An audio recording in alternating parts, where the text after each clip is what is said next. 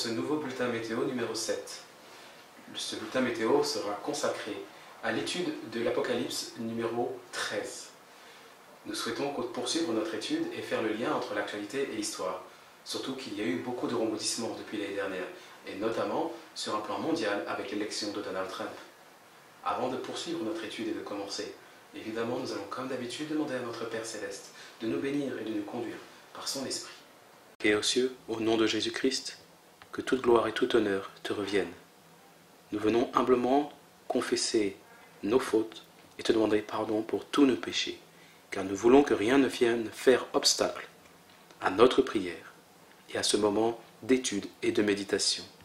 Dispose les cœurs de tous ceux qui viendront écouter ce message, afin qu'ils se tournent vers toi et que se produise en chacun d'entre nous un réveil et une réforme pour nous préparer à la prochaine venue de Jésus-Christ en gloire. Nous t'avons prié dans le doux nom de notre Sauveur, ton Fils, afin que tout honneur te revienne. Amen. Nous sommes de retour pour l'étude de l'Apocalypse chapitre 13. Nous allons particulièrement nous intéresser au verset 15.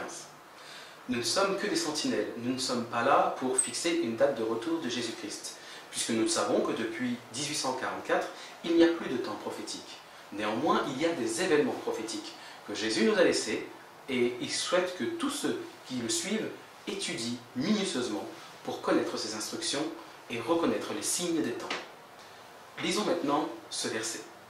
« Et il lui fut donné d'animer l'image de la bête, afin que l'image de la bête parle, et qu'elle fasse que tous ceux qui n'adoreraient pas l'image de la bête soient tués. » Le mot « il » se réfère, lorsque l'on lit plus haut le même chapitre, à ceci.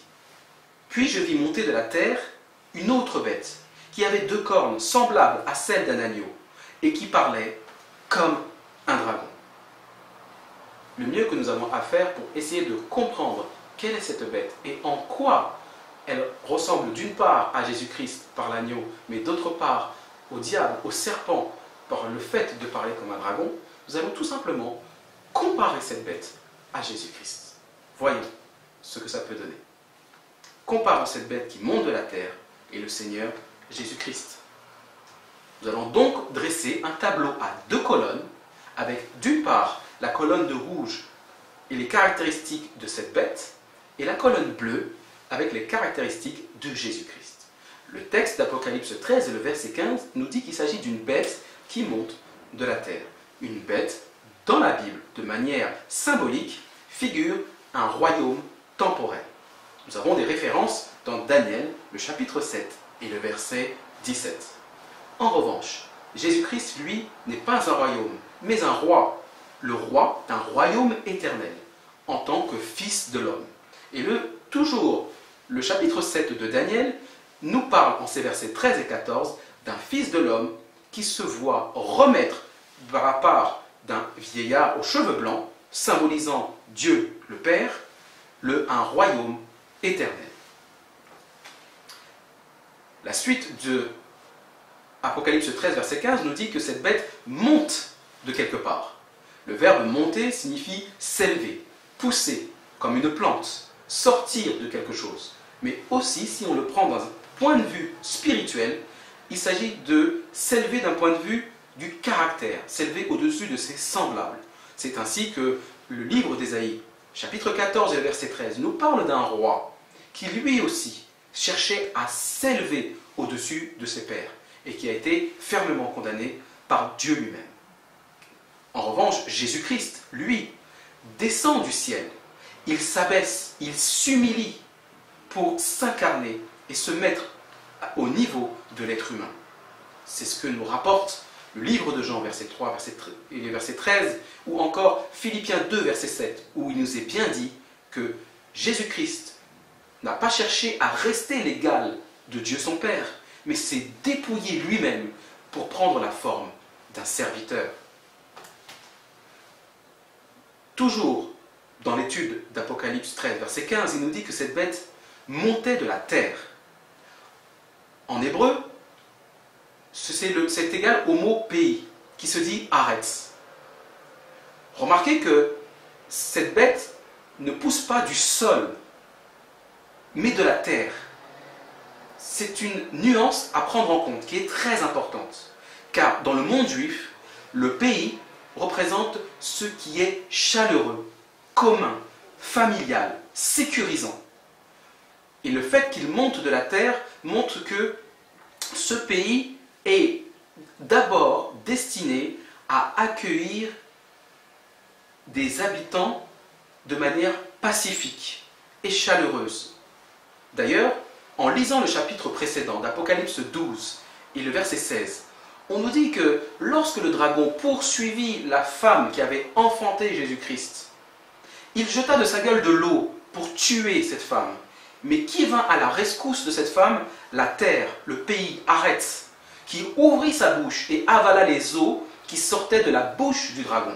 Donc on comprend que cette terre qui fait référence dans le chapitre 12 est reprise dans le chapitre 13 est la même terre qui est venue au secours de l'église de Jésus-Christ.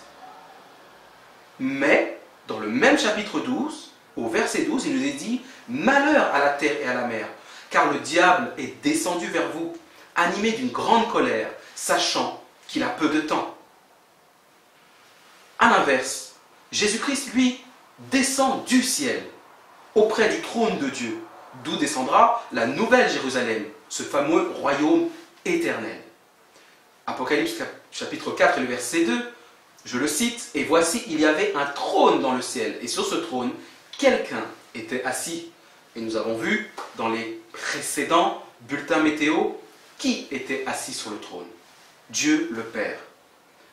C'est pourquoi, réjouissez-vous, cieux, et vous qui habitez dans les cieux, dit Apocalypse 12 et le verset 12, parce que Jésus-Christ, en ayant triomphé à la croix, a chassé à tout jamais Satan du ciel.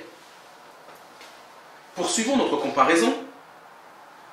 Le texte d'Apocalypse 13, verset 15, nous dit que cette bête était semblable à, c'est-à-dire qu'elle avait simplement l'apparence ou était comparable à quelque chose. Alors que Jésus-Christ, lui, il n'est pas semblable, il est. Dans Jean 8, verset 58, parlant à ses détracteurs, il se présente comme « Je suis ». Le même titre qu'il avait utilisé pour se présenter à Moïse dans le buisson ardent. C'est ce qui lui a valu d'être rejeté par ses contemporains qui ont voulu le lapider. Cette bête, toujours d'Apocalypse 13, verset 15, nous dit que c'était était semblable à un agneau à 2 cornes. 2 cornes, alors que du côté de Jésus-Christ, dans le même livre de l'Apocalypse, on dit que l'agneau avait 7 cornes. Il y a donc bien une grande différence entre les deux. Et nous allons voir laquelle. Si Jésus-Christ est l'agneau de Dieu, comme l'a dit Jean-Baptiste lui-même, ou répété dans Apocalypse 5 et le verset 6. De l'autre côté, l'agneau qui n'a que 2 cornes n'a pas les mêmes caractéristiques que Jésus-Christ. Il est donc un faux Christ, un faux prophète. C'est ce que Jésus-Christ avait déjà averti lorsqu'il était sur la terre, dans Matthieu 24 et le verset 24, ou encore un faux prophète nous est décrit dans Apocalypse 19 et le verset 20. Ensuite, on sait que les 7 cornes, nous dit l'Apocalypse, représentent la plénitude de l'Esprit de Dieu. Il avait 7 cornes et 7 yeux, qui sont les 7 esprits de Dieu envoyés de toute la terre. Car en lui, Jésus-Christ, habite corporellement toute la plénitude de la divinité. C'est la grande différence avec cet agneau à 2 cornes, qui lui possède un faux Saint-Esprit. C'est pour ça que Jésus prévient ses disciples lorsqu'il leur a dit « Gardez-vous des faux prophètes, ils viennent à vous en vêtements de brebis ». Le mot grec utilisé est synonyme d'agneau, mais au-dedans, ce sont des loups ravisseurs. Et enfin, le texte poursuit en disant que cette bête d'Apocalypse 13, verset 15, parlait comme un dragon. Comment parle le dragon? C'est simple, Jésus-Christ lui-même en a parlé dans toujours le livre de Jean, le chapitre 8. Et au verset 44, il nous dit que Satan, le dragon, est le père du mensonge, menteur et meurtrier à la fois. Et Apocalypse chapitre 13 nous dit aussi que ce dragon est à la fois arrogant et blasphémateur. Tout le contraire de ce qu'est Jésus-Christ, qui lui est la parole de Dieu incarnée, Jean 1, verset 1, et qui est la vérité, le chemin et la vie. Plus loin, il nous dit même que ces paroles sont esprit et vie.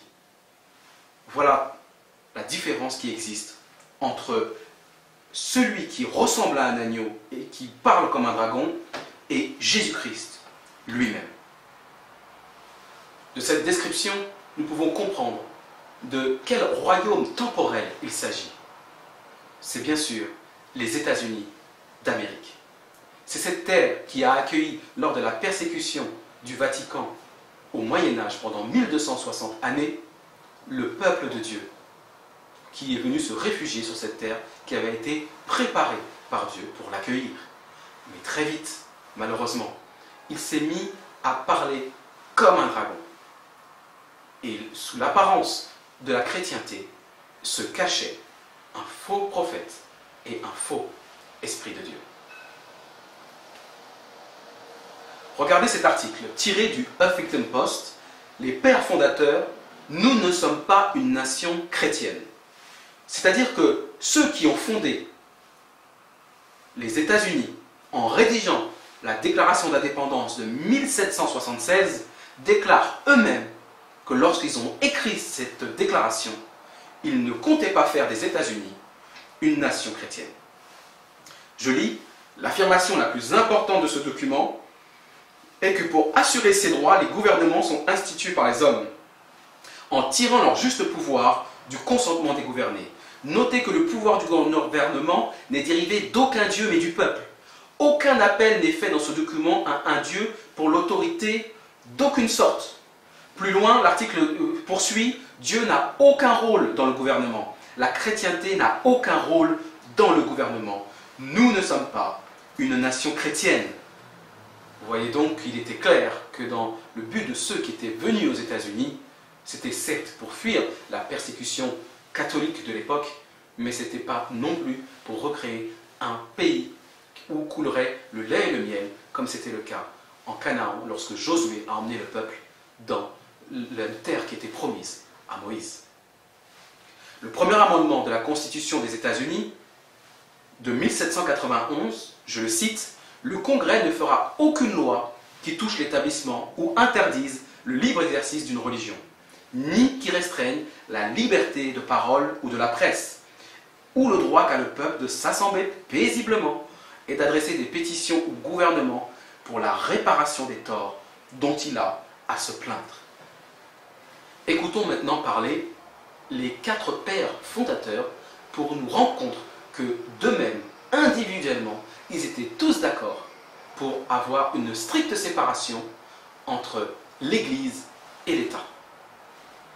George Washington, lettre de mai 1798, « Chaque homme, se conduisant comme un bon citoyen et étant responsable devant Dieu seul pour ses opinions religieuses, devrait être protégé en adorant la divinité selon les dictates de sa propre conscience. » John Adams, en 1797, déclara « Le gouvernement des États-Unis n'est en aucune manière fondé sur la religion chrétienne. Il n'a aucune inimitié envers la loi, la religion ou la tranquillité des musulmans. » Thomas Jefferson, celui qui a très certainement cité la déclaration la plus reprise jusqu'à nos jours. Le corps législatif ne doit promulguer aucune loi à l'endroit d'une institution religieuse, ni en interdire le libre exercice, érigeant ainsi un mur de séparation entre l'Église et l'État. Enfin, James Madison déclara « Le gouvernement n'a pas l'ombre d'un droit de se mêler de religion. Sa plus petite interférence serait une usurpation flagrante. » Nous voyons donc que les 4 pères fondateurs qui ornent le mont Rochemort militaient tous pour une stricte séparation entre l'Église et l'État. Et lorsque John Fitzgerald Kennedy s'est présenté à la présidence des États-Unis, je sais que beaucoup de protestants y ont vu une réalisation de la prophétie parce qu'il était d'obédience catholique. Mais, à bien l'écouter, on se rend compte qu'il n'était pas celui qui devait accomplir la prophétie. Et on a un article très connu qui nous en parle. Le Dallas News nous rapporte le discours du 12 septembre 1960 où John Fitzgerald Kennedy, simplement candidat, nous dit « Je crois que dans une Amérique où la séparation de l'Église et de l'État est absolue, où aucun prélat catholique ne dirait au président comment agir, où nul ne se voit refuser un poste public parce que sa religion diffère du président qui pourrait le nommer ou le peuple qui pourrait l'élire. » Il a continué appelant à une Amérique où aucune religion catholique, protestante ou juive n'est la religion officielle des États-Unis. Nous voyons donc que ce n'était pas lui qui devait accomplir non plus la prophétie. Il était dans la droite ligne de ce qu'étaient les pères fondateurs, à savoir une stricte séparation entre l'Église et l'État. Reprenons maintenant toujours le fil de notre verset thème qui est Apocalypse 13, verset 15. Il nous est dit que cette bête allait faire une image et que cette image, il aurait le pouvoir de l'animer. Mais que signifie animer dans la Bible? Réfléchissons ensemble. Lorsque l'on prend une concordance biblique, nous nous rendons compte que ce mot animé, lorsqu'il est translittéré, signifie pneuma en grec. Et la définition qu'on peut en trouver ou l'utilisation qu'on en a dans la Bible est multiple. On peut l'utiliser comme pour symboliser le vent ou une haleine, ou encore un souffle de vie, ou encore un esprit donnant la vie. Ou une quatrième façon de l'utiliser, c'est comme un ange, qu'il soit bon ou mauvais. Maintenant que nous avons vu les différentes définitions, je vous propose de faire un exercice très simple. C'est simplement de remplacer le verbe animer par les synonymes que nous venons voir, pour donner un sens plus clair à ce verset. L'original nous dit « Il lui fut donné d'animer l'image de la bête ». Si l'on remplace « animer » par les définitions que nous venons de voir, nous pouvons tirer une autre phrase. « Et il lui fut donné de donner un souffle de vie à l'image de la bête ». Ou encore « Il lui fut donné de donner un esprit donnant la vie à l'image de la bête ». Et de quelle bête parle-t-on? Le petit astérix nous montre que une image de la bête qui avait été blessée par l'épée et qui vivait. De qui s'agit-il? Nous l'avons déjà vu dans les bulletins météo précédents et je vous invite rapidement à aller les voir, et notamment le bulletin météo numéro 1 qui nous explique très clairement qui était cette bête qui avait été blessée et dont la blessure mortelle avait été guérie. Il n'y a pas d'autre définition que celle de l'Église catholique romaine. Quel est le fondement de la foi catholique aujourd'hui? Nous rendons compte que les catholiques eux-mêmes, dans un livre tiré et qui s'appelle Handbook for Today's Catholic, en page 12, et publié en 1977, nous dit le mystère de la Trinité est la doctrine centrale de la foi catholique, sur laquelle se fondent toutes les autres doctrines de l'Église. Un moment, juste quelques précisions. S'il s'agit d'une doctrine centrale, c'est-à-dire que si on enlève la colonne centrale, tout le reste s'effondre, n'est-ce pas? Tous les étages qui ont été posés sur cette doctrine vont tomber d'eux-mêmes. Donc on comprend que c'est une doctrine qui est, à l'image de Jésus-Christ, la pierre angulaire de l'Église catholique romaine. Et sans elle, il n'y a plus d'Église catholique romaine. Donc, nous allons voir quelles sont les autres doctrines qui ont été posées sur cette pierre angulaire de l'Église catholique romaine. Le dimanche, comme jour de repos, la vénération des images, la transsubstantiation lors de la célébration de l'Eucharistie, le purgatoire, l'Immaculée Conception, l'infaillibilité du pape, l'Assomption de Marie. On voit donc que cet édifice est basé comme une tour qui s'élève vers le ciel, qui pousse de la terre et qui monte vers le ciel. C'est exactement la même définition que nous avons vue dans Apocalypse 13 et le verset 15. Et qui est au sommet de la tour? Une femme. La femme dans l'Église, la femme dans la Bible, pardon, symbolise une église, une communauté, un peuple. Un peuple, bien sûr, religieux. Et particulièrement le peuple de Dieu lorsqu'il est fidèle, ou un peuple infidèle lorsqu'il se détourne des commandements de l'Éternel. Maintenant, venons voir qu'est-ce que l'Église catholique nous dit au sujet de l'Esprit Saint. L'article de la vie, 11 mai 2016, est titré « L'Esprit Saint, une personne méconnue ». On n'accède à Dieu que par lui, et pourtant, il est peu prié. La troisième personne de la Trinité gagnerait à être connue. C'est quand même, encore une fois, parler comme un dragon. Pourquoi? Parce que lorsque l'on prend la Bible, et les paroles tirées même de notre Seigneur Jésus-Christ, il nous est dit dans Jean 14 et le verset 6, les choses suivantes. Jésus lui dit, « Je suis le chemin, la vérité et la vie. Nul ne vient au Père que par moi. » Il y a donc un mensonge, comme on l'a dit. Il y a un blasphème. Seul Jésus-Christ est la porte qui nous permet d'accéder au ciel et avoir accès à notre Père Céleste. L'Esprit Saint n'est pas là pour ça. Autre article, toujours tiré de Radio Vatican, 22 mai 2016, le titre « La Trinité, une famille divine qui invite à vivre dans l'amour ». Et le pape François déclare « La fête de la Sainte Trinité nous invite à nous engager dans les événements quotidiens pour être levain de communion, de consolation et de miséricorde. Dans cette mission, l'Esprit Saint est évidemment à nos côtés, tout comme la Vierge Marie, miroir de la Trinité, qui nous aide à incarner notre foi par des choix et des preuves d'amour et d'unité. » Nous voyons que nous allons encore une fois toujours plus loin. C'est-à-dire que cette fois-ci, à côté de Jésus-Christ, après avoir rajouté une troisième personne, on rajoute une quatrième personne qui est Marie.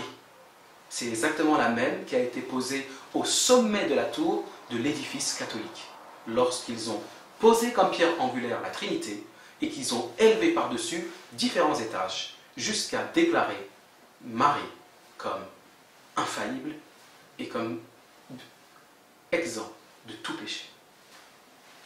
Mais la Marie romaine, on va le voir, est le miroir de la Trinité babylonienne. Lorsque l'on regarde les titres qui sont donnés par l'Église catholique à Marie, ce sont les mêmes qui ont été donnés aux différentes déesses à travers l'histoire, que ce soit chez les Romains, chez les Grecs, les Égyptiens, même en Asie, en Chine ou en Inde, on retrouve les mêmes symboles et qui sont tous d'origine babylonienne. Marie est déclarée comme étant la reine du ciel, mère de Dieu et mère de l'Église. Ces titres sont aussi donnés à Isis avec son fils Horus comme reine du ciel, ou encore à Sémiramis et Tammuz, la femme et mère de Nimrod, qui a eu donc ce fils après la mort de Nimrod et qui l'a déclaré comme étant le Christ, celui qui devait sauver l'humanité. C'était elle qui était la reine du ciel et la mère de Dieu. Nous voyons bien donc ici l'Église catholique parle comme un dragon, c'est-à-dire qu'elle transforme la vérité en mensonge. Et c'est là qu'il faut faire attention de ne pas adopter ces doctrines, car nous serons entraînés systématiquement dans le même édifice et le même mouvement qui va à sa perte. Maintenant, pour reprendre le fil que nous avons étudié d'Apocalypse 13 et le verset 15, nous avons bien sûr l'aide de l'esprit de prophétie pour nous aider à comprendre et appréhender ce verset. Et bien sûr, vous la connaissez car je la cite régulièrement, Ellen White a été inspirée par le vrai Esprit de Dieu afin de nous éclairer sur ce verset. Écoutons-la, c'est assez édifiant. Ellen White, Tragédie des siècles, page 482, et le premier paragraphe, écrit et publié en 1858. Dès que les principales églises protestantes des États-Unis s'uniront sur des points de doctrine qui leur sont communs, et feront pression sur l'État pour l'amener à l'imposer leurs décrets et à soutenir leur institution, l'Amérique protestante sera formée à une image de la hiérarchie romaine. Et la conséquence inévitable en sera l'application de peines civiles aux délinquants. Nous comprenons que les États-Unis vont être sur le point de former une image qui soit à la ressemblance, non pas de Jésus-Christ, mais de l'Église catholique romaine, au sein même d'un pays qui s'était constitué pour fuir le système papal. Et donc, à partir de là, Ellen White nous explique, pour mettre l'emphase sur ce qu'avait dit Apocalypse 13, verset 15, qu'il y aura danger pour les enfants de Dieu. Interrogeons-nous, y a-t-il réellement des points communs entre les principales églises protestantes des États-Unis et l'Église catholique romaine? Encore une fois, je vous propose une petite comparaison sur un tableau très simple qui va nous montrer leurs points communs. Alors, quels sont les points communs entre l'Église catholique et les principales églises protestantes aux États-Unis? J'ai construit un petit tableau qui nous permet de voir de manière très synthétique sur quelle doctrine de l'Église catholique il y aurait un point commun avec les principales églises protestantes. Assomption de Marie, aucune. Infaillibilité du pape, non plus. Immaculée Conception, non plus. Purgatoire, encore moins. Vénération des images, on peut se poser des questions, car de nombreuses églises représentent le Saint-Esprit, alors que si ils sont logiques avec eux-mêmes, eux qui croient à la Trinité, ils ne devraient pas le faire, car ils violent directement le deuxième commandement de l'Éternel. L'Eucharistie, nous voyons que les luthériens sont en phase avec les catholiques, et même pour aller plus loin, dans les différents mouvements œcuméniques qui existent depuis quelques années, très souvent on voit dans la presse que ces différentes églises, de manière locale, ou même plus internationale parfois, prennent ensemble l'Eucharistie. Le baptême, on se rend compte que les presbytériens, les calvinistes et les luthériens sont d'accord avec le baptême catholique, c'est-à-dire le baptême des enfants. Mais là où on commence à avoir énormément de points communs, c'est la vénération du dimanche. Le dimanche est bien le faux sabbat qui est servi et observé par la plupart des églises protestantes, si ce n'est l'église adventiste du 7e jour. Enfin, la Trinité, on voit qu'elle a été adoptée par l'ensemble des églises protestantes aux États-Unis. C'est bien sur ce point-ci qui, aujourd'hui, le point commun est sans discussion. Nous allons donc voir maintenant comment cela s'applique dans l'actualité et comment Apocalypse chapitre 13 et verset 15 voit une réalisation prophétique de notre vivant. Mes amis, je vous prie de ne pas couper, de rester concentrés, parce que c'est ici que l'Éternel vous parle, à partir d'aujourd'hui. Seattle Times, un article du 30 septembre 2016, avant l'élection de Donald Trump. Le titre, Donald Trump, le héros des évangéliques de la fin des temps. Les idées de Trump s'intègrent parfaitement avec les attentes apocalyptiques des évangéliques, alors que la bataille pour d'Armageddon approche. Il a promis de prendre le pouvoir et de l'utiliser en leur faveur, des principales églises protestantes. Il prétend qu'il restituerait la liberté religieuse aux évangéliques. Il interdit aux musulmans d'entrer dans le pays. Il défendrait Israël à tout prix. Il combattrait l'avortement en ajoutant des juges conservateurs à la Cour suprême des États-Unis. Il reconstruirait l'armée américaine.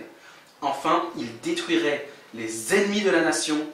Il garderait des citoyens bien armés et prêts à la bataille.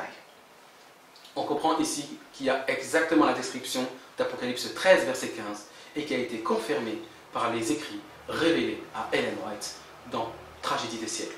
C'est-à-dire qu'ici, Trump apparaît comme le faux Christ qui a été mis au pouvoir par les principales églises évangéliques, parce qu'il leur a promis de réaliser politiquement et économiquement leurs prophéties. Un autre article, les évangéliques imposent les mains et accordent les bénédictions à Donald Trump. Article de 2015. On voit ici sur cette image comment l'ensemble des principales églises protestantes sont venues bénir leur champion. On sait que la guérison par la foi, l'exécution des miracles et la canalisation du Saint-Esprit, l'utilisation par Dieu de l'imposition des mains symbolise l'octroi des bénédictions, de l'autorité et du pouvoir. Donald Trump, qui est à cette époque candidat, a rencontré et prié avec une quarantaine de leaders religieux et de pasteurs dans sa tour Trump. La réunion, qui a duré environ 2h30, s'est terminée par les spirituellement oints se rassemblant autour de Trump et posant leurs mains sur lui en prière. Parmi ces personnes, des gens bien connus que j'avais déjà cités dans le bulletin météo numéro 1, Kenneth et Gloria Copeland, Paula White et le rabbi Kurt Schneider des Juifs pour Jésus, et ont prié pendant ce temps, demandant au Seigneur de donner au candidat la sagesse, la stabilité et le savoir nécessaires pour poursuivre son engagement. Ils ont aussi prié pour l'Amérique et pour que la volonté de Dieu soit faite. Mais quel Dieu ont-ils prié? Est-ce le Père de Jésus-Christ? Vous savez très certainement qu'il ne s'agit pas de notre Père Céleste, qui a envoyé Jésus-Christ comme étant l'agneau de Dieu. Et donc, par quel esprit ont-ils prié? Savez-vous que l'ensemble de ces mouvements protestants, on vient de le voir par les points communs, croient tous à la Trinité, et donc tous à un faux esprit. C'est ce que nous avons vu lors de la description de la bête qui monte de la terre. C'est un faux Christ, avec un faux Saint-Esprit. Et toutes ces personnes, tous ces organismes qui ont rejeté le vrai Christ et la parole de Dieu, ne sont inspirés que par ce faux Saint-Esprit, tiré de la Trinité, et qui vient donner autorité et pouvoir à Donald Trump pour réaliser leur prophétie biblique. C'est bien un faux Christ qui sont venus oindre afin d'être le champion des États-Unis. Il ne faudrait pas être étonné qu'il va très certainement et rapidement parler comme un dragon.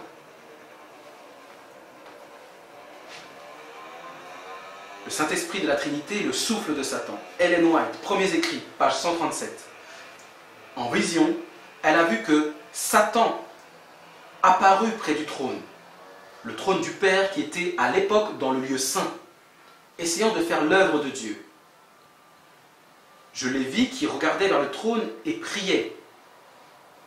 Qui sont ces personnes? Ce sont le groupe de croyants qui n'avaient pas suivi Jésus dans le lieu saint, passant dans le lieu très saint, lorsqu'il a suivi son Père en 1844. Tous ceux qui n'ont pas accepté cette doctrine, qui n'ont pas accepté ces commandements tirés de la Bible, sont restés en arrière et pris un faux Dieu, où Satan a pris l'apparence de Dieu, pour souffler sur eux un faux esprit. Et lorsqu'ils priaient, ces personnes disaient « Père, donne-nous ton esprit ». Mais qui soufflait? Ce n'était pas Jésus, c'était Satan qui soufflait alors sur eux une influence maléfique, où il y avait de la lumière, beaucoup de puissance, mais pas d'amour, pas de joie et pas de paix. Le but de Satan consistait à les séduire et avec eux, les enfants de Dieu. Comprenons avec cet extrait de l'esprit de prophétie que ça confirme tout ce que je vous ai dit. À savoir qu'à partir du moment où on a perdu Jésus de vue, lorsqu'il est rentré dans le lieu très saint en 1844 pour recevoir de son Père, comme je vous l'ai expliqué, un royaume éternel en tant que fils de l'homme, ils ont perdu aussi contact avec le Père. Parce que Jésus lui-même a dit dans Jean 14, verset 6, que nul ne vient au Père que par moi. Et comme ils ont voulu venir au Père au travers de la troisième personne de la Trinité, comme l'a bien dit l'Église catholique par la bouche du pape François, ils n'ont eu en retour que désillusions. Et l'esprit qu'ils ont reçu est certes un esprit de lumière et de puissance, mais un esprit dépourvu d'amour, de joie et de paix, c'est-à-dire les caractéristiques mêmes que représentent le Père et le Fils. C'est triste et malheureux, mais voilà la conséquence de tous ceux qui se trompent d'Évangile. Trump a été élu président grâce à 4 évangéliques blancs sur 5. On comprend par cet article que Trump, lorsqu'il a été élu, n'a même pas mentionné Dieu dans ses remarques.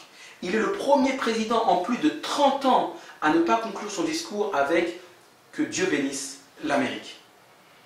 Les évangéliques blancs représentaient un électeur sur 4 lors de l'élection de 2016. Et c'est eux qui ont porté au pouvoir Donald Trump. C'est tellement vrai que le directeur du cabinet actuel du président Trump, Reince Priebus, qui lui est orthodoxe, a même été jusqu'à comparer Donald Trump à Jésus-Christ. Et il dit « Joyeux Noël à tous » en 2016. Il y a 2000 ans, un nouvel espoir est né dans le monde, un sauveur, la promesse de salut à toute l'humanité. Tout comme les rois mages l'ont fait cette nuit-là, ce Noël annonce un temps pour célébrer la bonne nouvelle d'un nouveau roi. Nouvel espoir était né dans le monde, un sauveur qui offrait. C'est pathétique. Nous voyons donc que tous ces courants protestants n'ont qu'un seul but en élisant Trump, c'est de réaliser leur propre prophétie, mais qui n'est pas tirée par la Bible, mais qui est tirée par un esprit malin qui se fait passer pour l'Esprit de Dieu et qui les emmène dans une mauvaise voie. Et qui veulent, comme le peuple d'Israël à l'époque de Jésus, mettre un faux Christ comme étant leur roi et leur sauveur, au lieu de s'appuyer sur le seul roi éternel, qui est notre sauveur Jésus-Christ, qui est descendu du ciel avec toute humilité pour sauver l'humanité perdue. Il a été envoyé par son Père et à l'autorité du Père. Il vient du ciel et non pas de la terre, comme la bête qui monte de la terre, qui ressemble à Jésus-Christ, mais parle comme un dragon. New York Times, Donald Trump, le cheval de Troie de la droite religieuse, article de 2017. Monsieur Trump est connu pour ne pas honorer ses dettes, mais dans ce cas, il a entièrement remboursé ses partisans, chrétiens conservateurs. En dépit de sa flagrance au péché, il rassemble une administration presque théocratique. Son cabinet est rempli d'ennemis avoués de la séparation entre l'Église et l'État. La droite religieuse a été élevée au pouvoir sans avoir à contester ses idées lors d'une élection. Parfois, un marché avec le diable est payant. Grande Ligue. Vous voyez bien que ici c'est un titre du New York Times, pas d'une revue adventiste ou d'une revue religieuse. Et eux-mêmes font le constat qu'il y a eu un marché avec le diable en portant cet homme au pouvoir. Parce que ici, ils se rendent compte que les principes de leur constitution vont être modifiés. Nous avons vu en début de ce bulletin météo que les pères fondateurs ont bien explicité qu'il devait avoir une séparation entre l'Église et l'État aux États-Unis. Ici, pour la première fois, c'est historique. Nous avons quelqu'un qui désire rassembler l'Église et l'État, tout comme la prophétie de la Bible l'avait prévu. C'est historique. Regardez le gouvernement de Donald Trump. M. Michael Flynn a été poussé à la démission pour ses connivences avec la Russie et a été remplacé récemment par un général d'armée très respecté, le général McMaster. Sinon, vous connaissez déjà cette image, elle vous a été présentée dans le précédent bulletin météo avec l'ensemble de ces personnes qui soutiennent Donald Trump et qui sont là pour former une image à la bête. Écoutez, le Figaro, article de février 2017. Trump veut supprimer la loi qui sépare Église et politique. Donald Trump a promis hier d'affranchir les églises d'une loi de 1954 qui leur interdit toute activité politique. Une mesure susceptible de donner des gages aux chrétiens évangéliques qui ont contribué à son élection à la Maison-Blanche. Je vais me débarrasser de l'amendement Johnson, dit-il, le détruire totalement et permettre à nos représentants de culte de parler librement et sans crainte des représailles. Je vais le faire, retenez bien ça, a-t-il déclaré. Avez-vous noté le terme qu'il a employé? le terme de parler. La Bible, dans Apocalypse chapitre 13, verset 15, nous dit que lorsque la bête qui sort de la terre va former une image à la gloire de la bête, il va permettre à cette image de faire quoi? De parler. Ce n'est pas un hasard s'il a plutôt choisi ce mot plutôt qu'un autre. C'est parce que ici, nous voyons une réalisation prophétique de la Bible. Ce n'est pas formidable et ce n'est pas terminé. Maintenant, on va s'interroger, que signifie parler dans la Bible? Selon l'esprit de prophétie, que signifie parler? On vous rappelle le verset, il lui fut donné d'animer l'image de la bête afin que l'image de la bête parle. Parler, tragédie des siècles, page 479, signifie que c'est par ses lois et par ses décisions judiciaires qu'une nation parle. On comprend donc ici qu'avec le gouvernement que s'est constitué Donald Trump, il va permettre à cette image de la bête de parler, soit à travers les lois qu'il va prendre, ou soit à travers les décisions judiciaires qu'il va faire adopter par la Cour suprême des États-Unis. Regardons maintenant comment l'ensemble de ce gouvernement est dans la même pensée. Ben Carson, adventiste du 7e jour, a été nommé ministre du Logement. Avant même qu'il appartienne au gouvernement Donald Trump, il était simplement candidat et il avait déjà déclaré qu'il voulait faire sauter la séparation de l'Église et de l'État.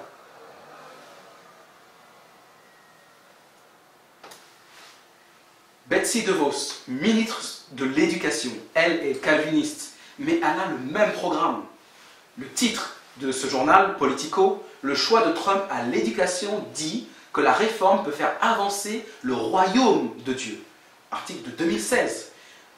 Le choix de l'école, dit le couple DeVos, conduit à un plus grand gain pour le royaume de Dieu.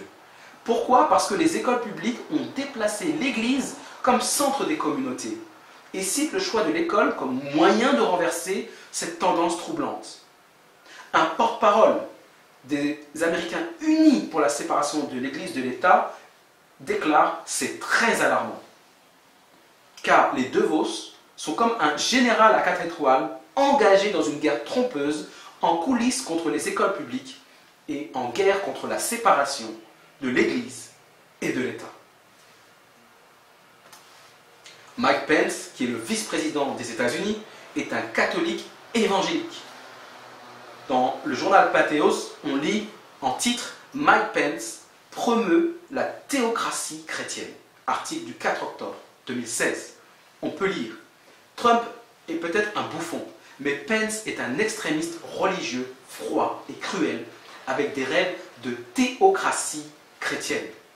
Le gouverneur de l'Indiana et le candidat à la vice-présidence des Républicains est un cauchemar chrétien conservateur qui rejette la séparation de l'Église et de l'État et place sa foi chrétienne au-dessus de la Constitution américaine.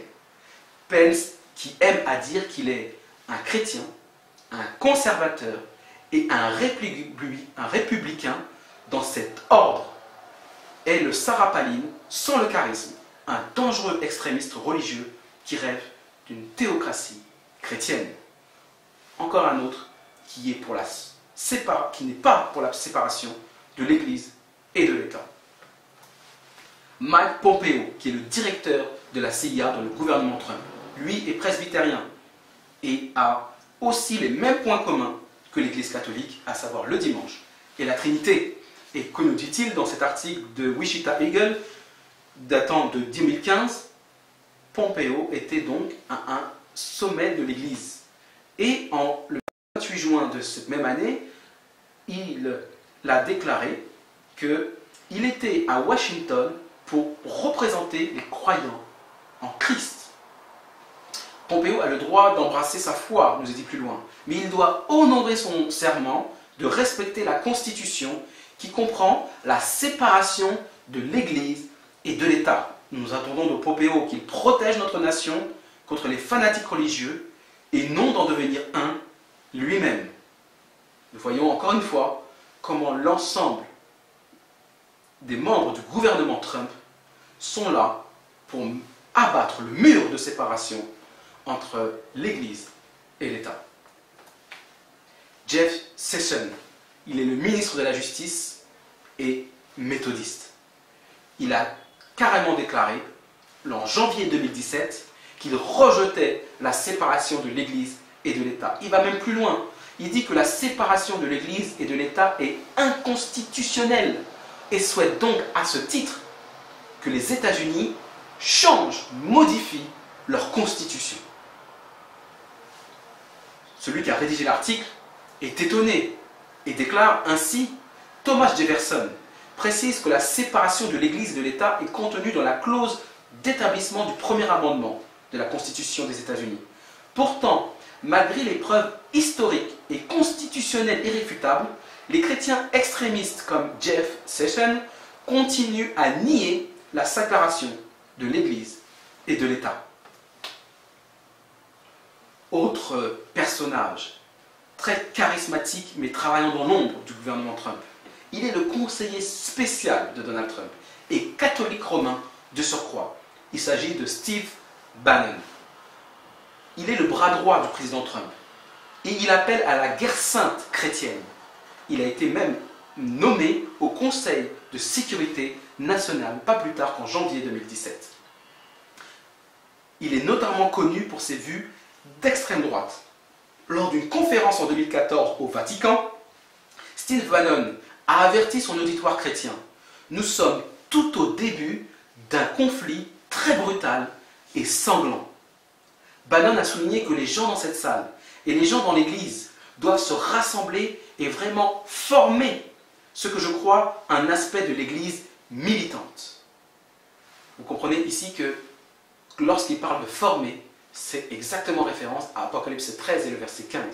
Il veut former une image à la bête lui-même qui est un catholique romain et ainsi par ses pouvoirs et son influence sur le gouvernement américain faire voter des lois pour faire sauter la séparation entre l'Église et l'État et imposer et reproduire sur le sol américain l'image de l'Église catholique romaine.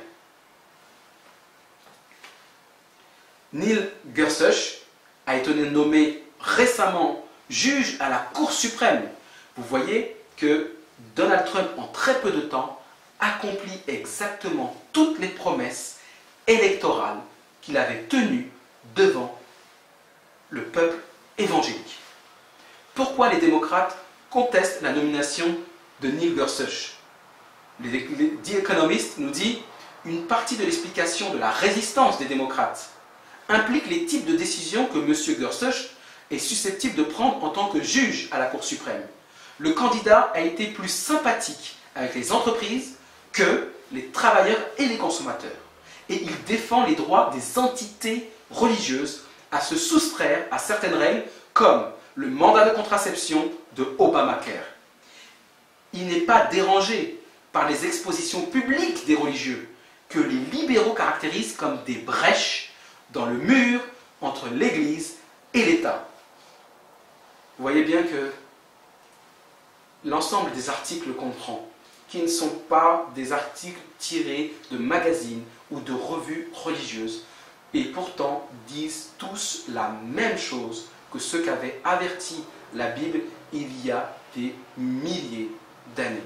À savoir qu'un beau jour aux États-Unis, il y aurait un gouvernement qui va se former à l'aide des principales églises protestantes qui ont abandonné les lois de l'Éternel pour s'attacher et ressembler à l'Église catholique romaine qui elle-même a fait l'objet d'un rejet de la part de l'Éternel et qui a persécuté les enfants de Dieu pendant 1260 années.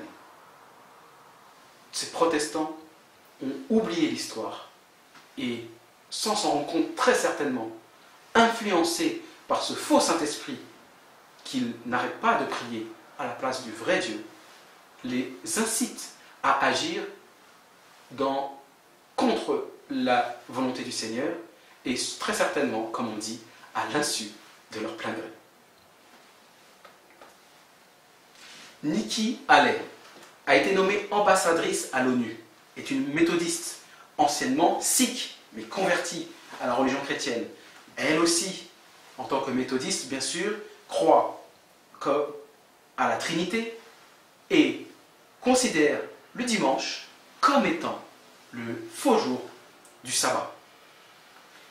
Avant même qu'elle soit nommée en 2015, voilà ce qu'elle faisait dans l'État où elle était gouverneure, en Caroline du Sud. Elle a franchi la ligne en appelant les chrétiens à un jour de prière. Et celui qui a écrit l'article, Neil Jones, nous dit qu'il ne participerait pas à la journée de prière du gouverneur, car elle n'a pas vraiment l'intention de l'inviter, car je suis le ministre de la congrégation de l'universalisme unitarien de Columbia. Mais, même si elle l'avait fait, je ne voudrais pas y assister. Je ne suis pas contre la prière, mais je suis pour la Constitution, dont le premier amendement établit un mur de séparation entre l'Église et l'État, pour utiliser la célèbre phrase de Thomas Jefferson. La gouverneure Haley a certainement le droit de prier, et chaque citoyen dans cet État a le droit de prier. Mais quand elle prête son nom et son titre à l'appel pour une journée de prière, elle sanctionne officiellement la religion. Le principe de la séparation signifie que notre gouvernement est neutre en ce qui concerne la religion.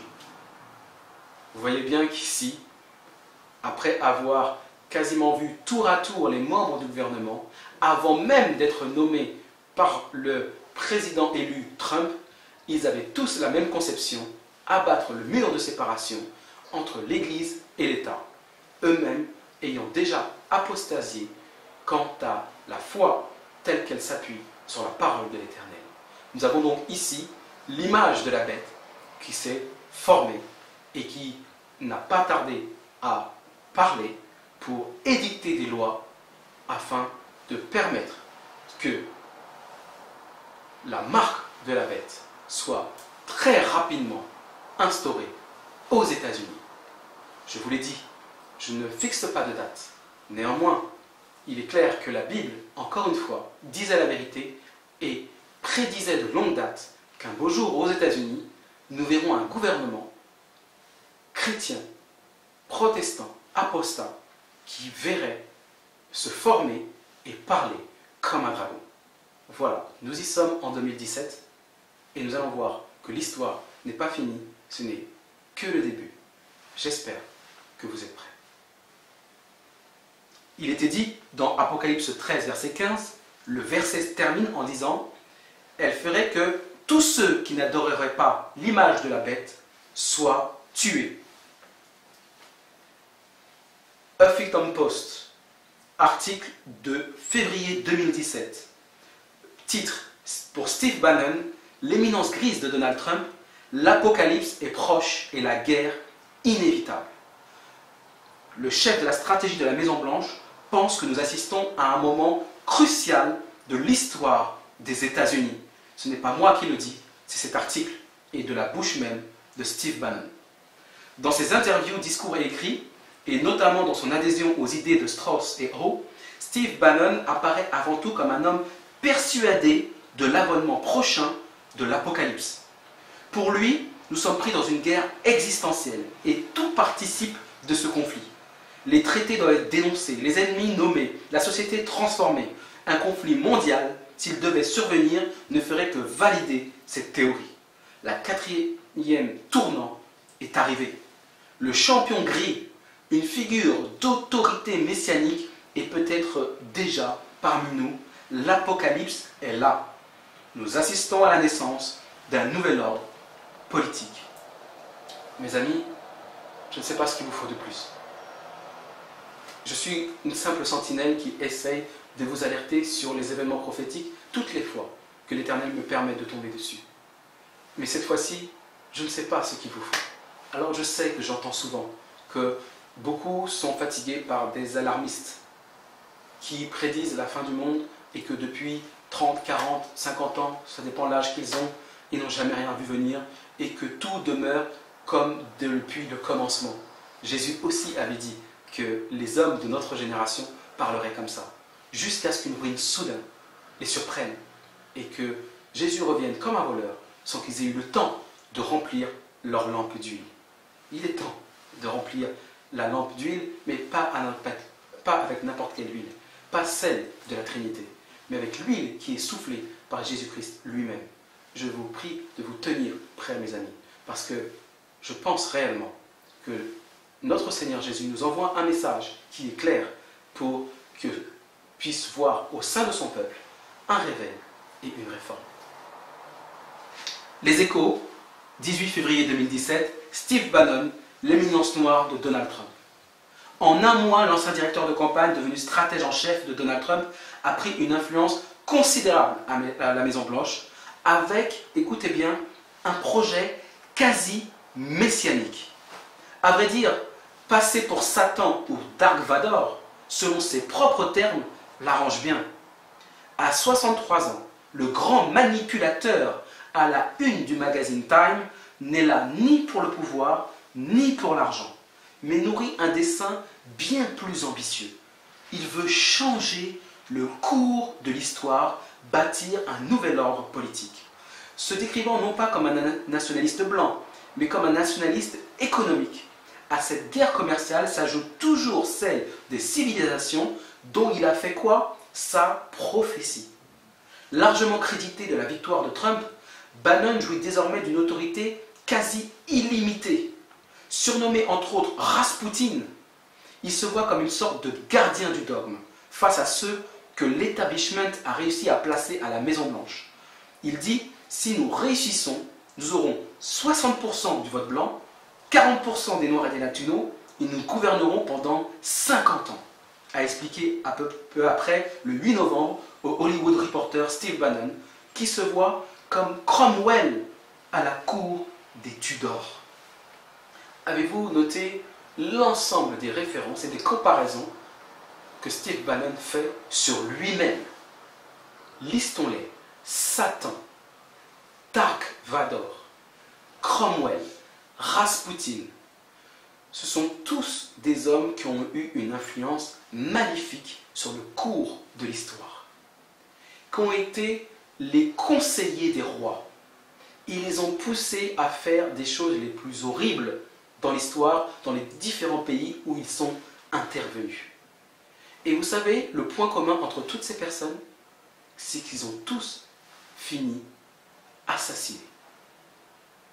Pour une raison bien simple, c'est parce qu'ils s'opposaient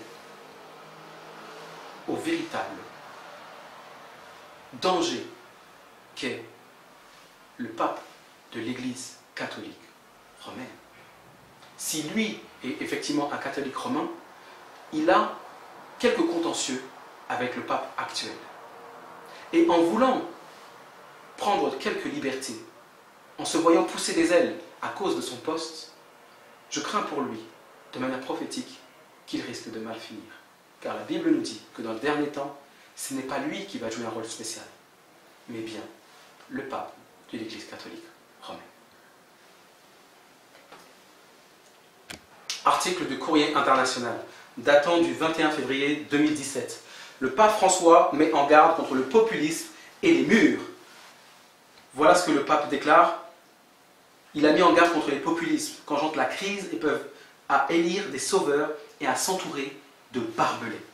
Pour moi, l'exemple type du populisme au sens européen du mot, c'est l'année 1933 en Allemagne. Après la crise, l'Allemagne cherche un leader, quelqu'un qui lui rende son identité. Il y a un petit gars qui se nomme Adolf Hitler et qui dit « moi, je peux, moi, je peux ». Hitler n'a pas volé le pouvoir. Il a été élu par son peuple et après il a détruit son peuple. Le cas de l'Allemagne est classique, ajoute le pape argentin. Il y avait un peuple en crise qui cherchait son identité et ce leader charismatique est apparu. Il a donné une identité déformée et on sait ce qui s'est produit. Nous comprenons ici dans cet article que le pape François dénonce le rôle que joue Donald Trump aujourd'hui. C'est lui qui cherche à dominer le monde et à influencer les grands leaders politiques de ce monde.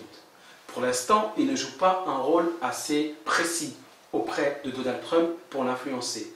Mais on sait qu'au sein du gouvernement de Donald Trump, il y a assez de personnes d'obédience catholique pour pouvoir faire le pont entre le Vatican et les États-Unis.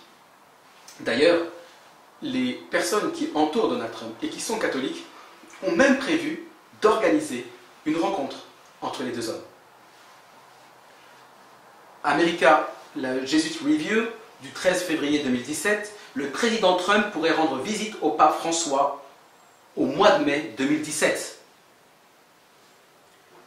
Thomas D. Williams, écoutez et retenez bien ce nom, a déclaré qu'il a été confirmé que le président assisterait à la réunion du G7 en Sicile du 26 au 28 mai. Il a écrit à Steve Bannon, le premier principal conseiller du président, et l'a pressé que quand Trump viendra en Italie pour le G7, il devait faire l'effort de rencontrer le pape. Sinon, cela serait comme le snobber. Et M. Bannon a répondu « Nous y avons déjà pensé ». M. William, 54 ans, est un ancien prêtre des Légionnaires du Christ. Recruté par qui? Par Steve Bannon lui-même en 2014 pour devenir correspondant de Breitbart à Rome. Ils sont restés en contact depuis. M. William est marié à la fille de Mary-Ann Glidden, un ancien ambassadeur des États-Unis. Où ça? Au Saint-Siège. Vous voyez les liens qui existent entre les deux?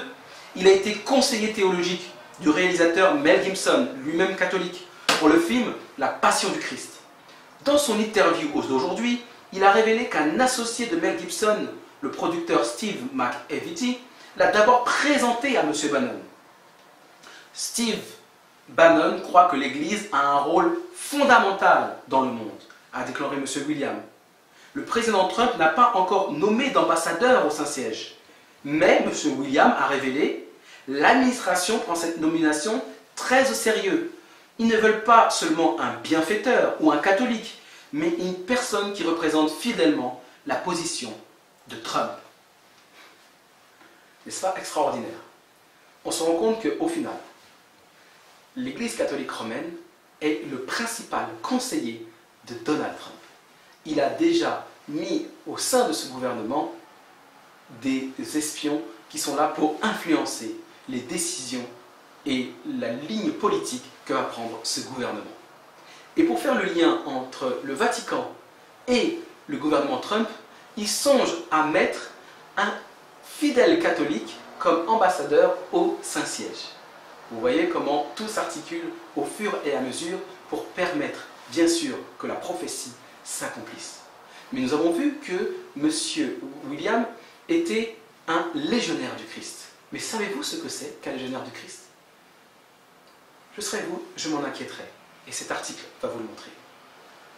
Le Monde, de 2006, les hussards noirs de la papauté. L'ordre des légionnaires du Christ, riches, élitistes et absolument dévoués au pape, recrute des jeunes formés à la théologie et à la discipline.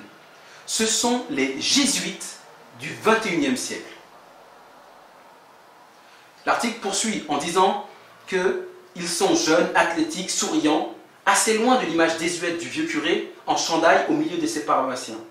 Ici, on construit l'église de demain, intercontinentale, plus colorée que blanche, soumise au pape, dévouée à la Vierge Marie, attelée à la défense de la vérité catholique et à la nouvelle évangélisation dans le monde.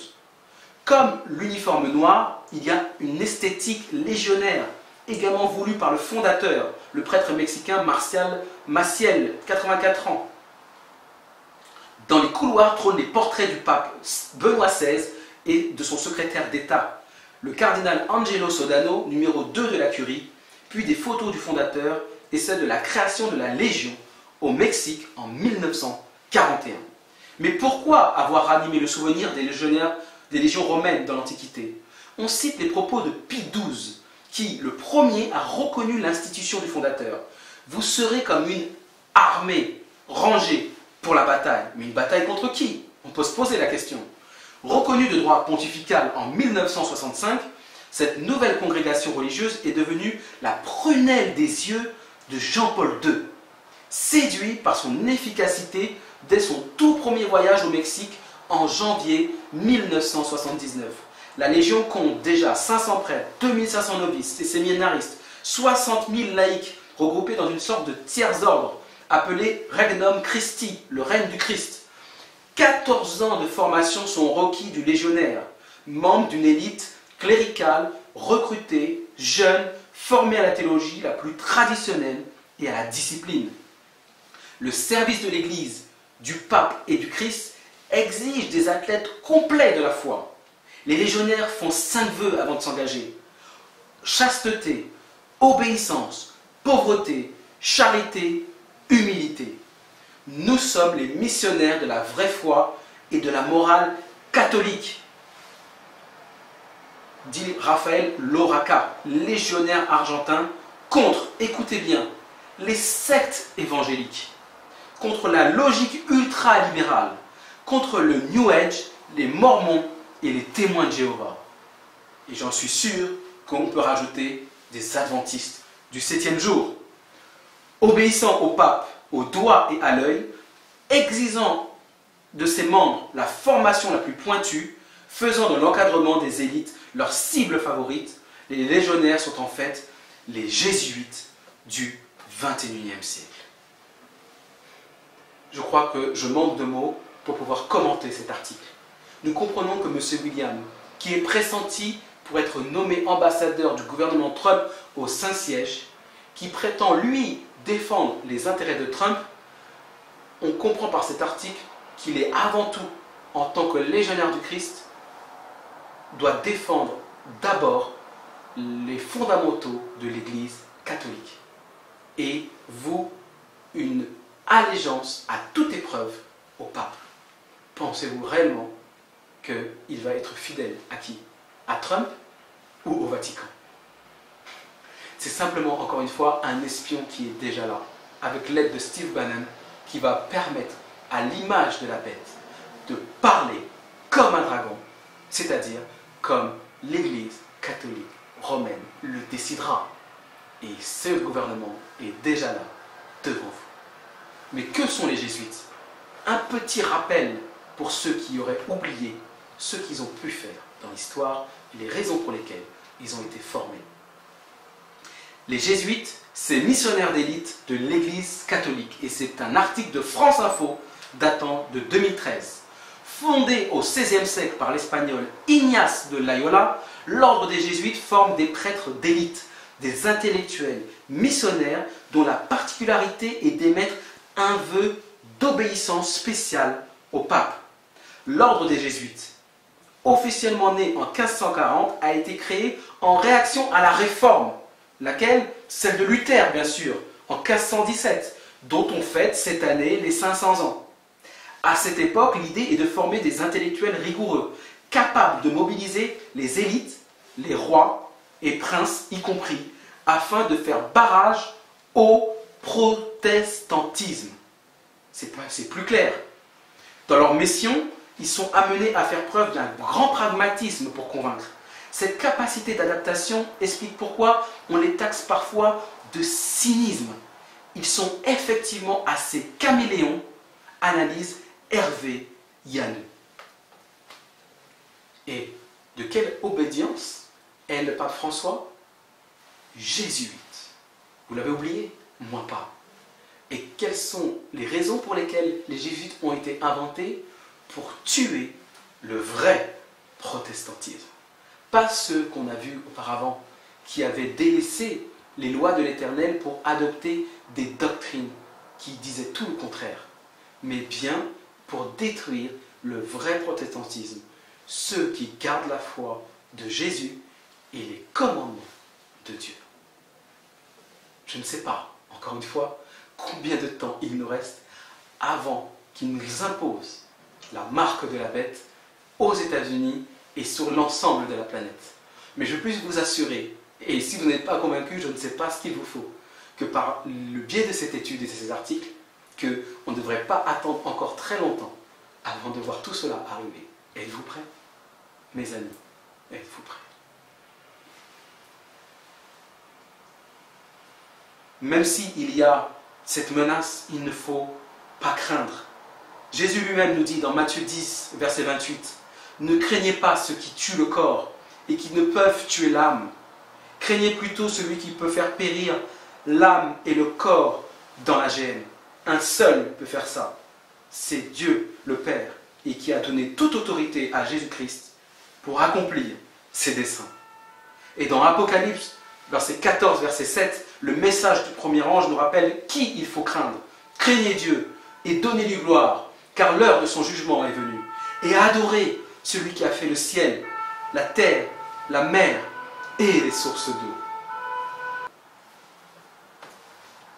Dans le livre de Jean, chapitre 4 et le verset 14, Jésus déclare: celui qui boira de l'eau que je lui donnerai n'aura jamais soif. Et l'eau que je lui donnerai deviendra en lui une source d'eau qui jaillira jusque dans la vie éternelle. 1 Corinthiens 10, le verset 4, poursuit, l'apôtre Paul nous parle et déclare: ils ont tous bu le même breuvage spirituel, car ils buvaient à un rocher spirituel qui les suivait, et ce rocher était Christ. Et que représente l'eau dans la Bible? Entre autres, elle représente le Saint-Esprit. C'est bien de ce rocher spirituel que doit sortir le Saint-Esprit, auquel nous sommes tous appelés à être abreuvés. Et si nous avons suivi Jésus dans le lieu très saint, et que nous prions notre Père pour qu'il nous donne son Saint-Esprit, Jésus-Christ te fera un plaisir de nous l'accorder au nom de son Père.